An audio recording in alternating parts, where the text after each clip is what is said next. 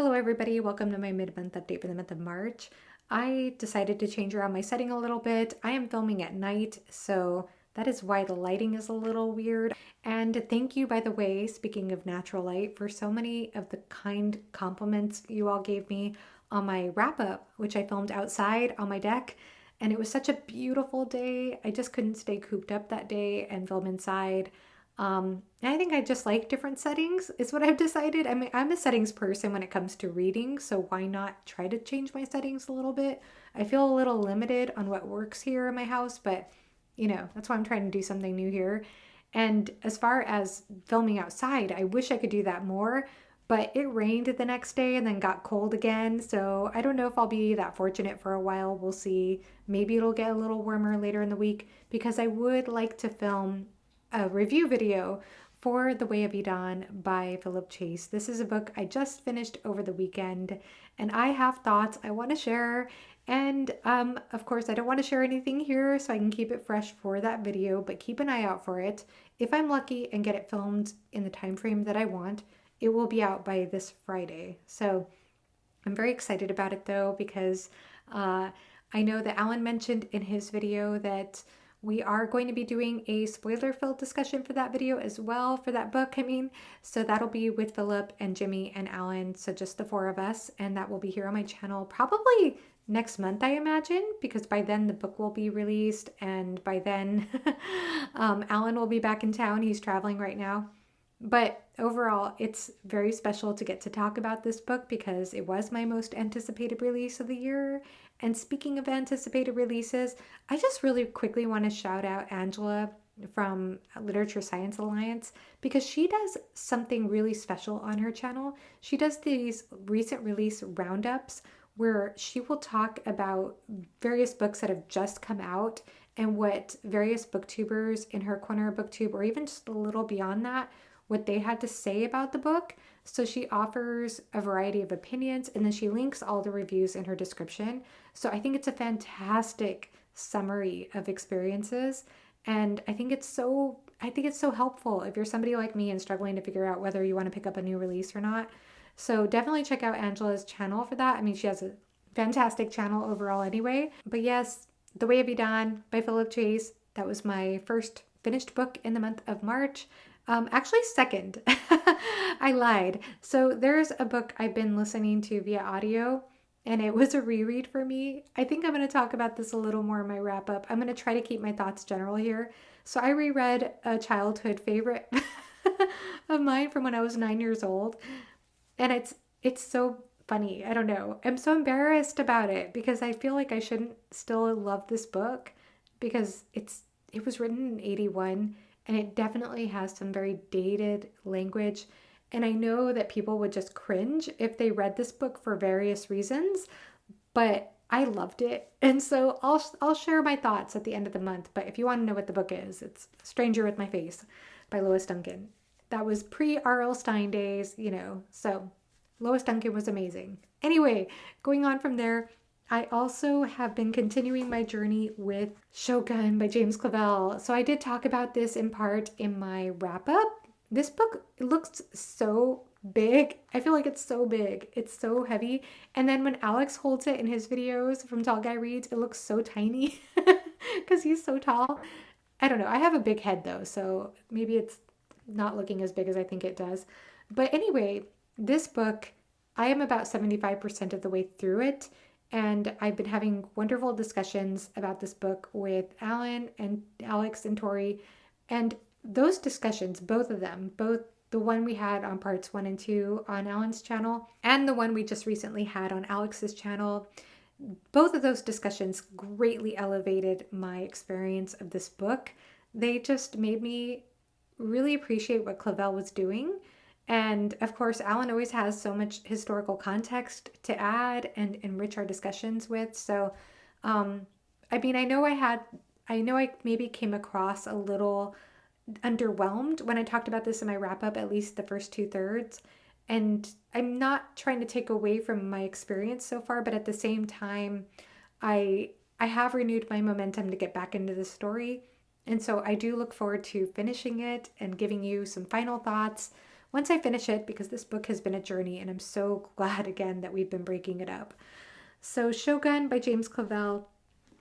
And I'm also continuing with The Crossing by McCarthy. And so I'm reading this alongside Jimmy from the Fantasy Network and really enjoying it. I feel like there's almost nothing I could say about this book without potentially giving away a spoiler. And I don't want to do that. On the one hand, I don't know that you can really spoil McCarthy's books. On the other hand, I think you really can with this one. So I don't want to say anything. I guess the one thing I can say is I feel like the prose is a bit more dense, in my opinion, than All the Pretty Horses. Maybe not quite to the level of Blood Meridian, but closer to that, I would say. But it's pretty emotional too. That's all I could say for now. And I'm really, really enjoying it. Okay, so The Crossing by McCarthy.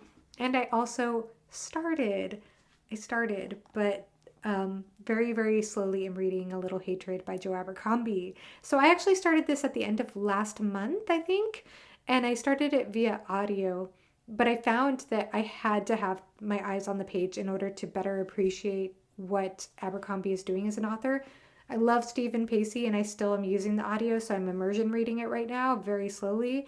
But my goodness, I love this book so far because one complaint, not really a complaint, but one observation I've had about my experience with Abercrombie so far is I have found his books thoroughly entertaining, but I wouldn't say that they offer a great range of emotion. So when I'm reading his books, I'm laughing or I'm shocked or I'm really fascinated by the way he's exploring certain themes in a comical way or an absurdist way, and the way he's subverting certain tropes in fantasy and the way that his prose flows, his use of simile.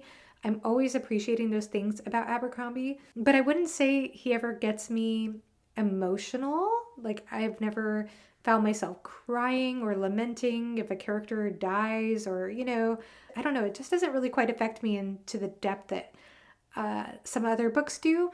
But this one has surprised me because I just read a chapter that did go some directions I wasn't expecting and that did bring up some emotions I wasn't expecting as well. So I think there are going to be some surprises here in the Age of Madness trilogy.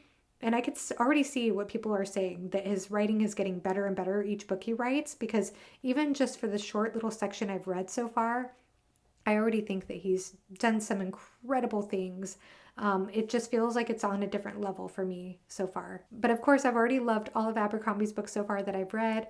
But this one has been a real treat so far. So I just want to mention that now. So that's it as far as books read for this last month. But as far as other things, at the beginning of the month, I was in a Clash of Kings discussion over on Joanna Sousa's channel, which was fantastic. And unfortunately, some of our group couldn't make it to that discussion, but we did have a great time. It was just Joanna and Scott, Ball Booktuber, and me. Joanna also hosted a wonderful House of the Dying discussion a week later on her channel with some wonderful guests. So you can check out those replays on her channel, which I highly recommend. And aside from that, I had Why Read episode 10 last week with Hillary from Bookborn and Kyle from Read by Kyle, plus Alan from the Library of Alexandria who popped in. I did say since episode 1 that Alan was a welcome guest anytime. And so he went ahead and joined us for a short while, and it was a fun discussion. I had a wonderful time with my guests and really enjoyed these discussions overall. They've all been so fantastic. I should be having Why Read episode 11 coming up here on a Saturday, I think the 25th. And there's been a little bit of a time conflict I've noticed, so I'm trying to work that out. And so I will provide details once I have better information about that. So aside from that, I also want to, as I'm shouting out my own series, I also want to shout out Jimmy from the Fantasy Network, who just did episode number 50 of Chatting with Nuts. And that was such a fantastic discussion with Dr. Gregory Sadler, who is a philosophy professor. And my goodness, I just find it so interesting to learn what somebody from a different expertise, from a different field, has to say about the books that we love. So he has some wonderful content on his channel, including videos on R. Scott Baker, which I have not yet watched, and I really need to. So I know he's gone further than the Prince of Nothing trilogy. I think he's read all the Baker books, if I'm not mistaken, but I really need to go and listen to what he has to say about the first trilogy. because that discussion was so good. It was so fascinating. I especially enjoyed hearing what he had to say about influential books as far as thoughts and ideas and philosophy are concerned, and also his advice for if you're wanting to get into a book that you might consider a bit packed or heavy with themes or ideas. So please check out the replay of that if you haven't already. It was a wonderful discussion, and I'm very happy to be subscribed to Dr. Gregory Sadler. It's just amazing, by the way, because I know a lot of people, we get a lot of algorithm wisdom that gets passed around on YouTube. And, not to say that people who have that wisdom don't have valuable things to say, or that growth is bad or any of that. I'm not trying to judge any of that. But I think it's really special when somebody goes against what the algorithm wisdom says and puts out like long form philosophy videos on fantasy. And obviously, he has a very successful channel doing that. Like, people can have success, I think, on this platform doing a variety of things. Anyhow, that's it for me for now from my mid month update. I'd love to hear from you in the comment section below. What have you been up to? What are you reading right now? How's your March going so far? How is the weather where you are? Because it's been changing quite a bit where I am. So let me know. I'd love to hear from you. And thank you so much for watching. Have a great rest of your day. Bye bye.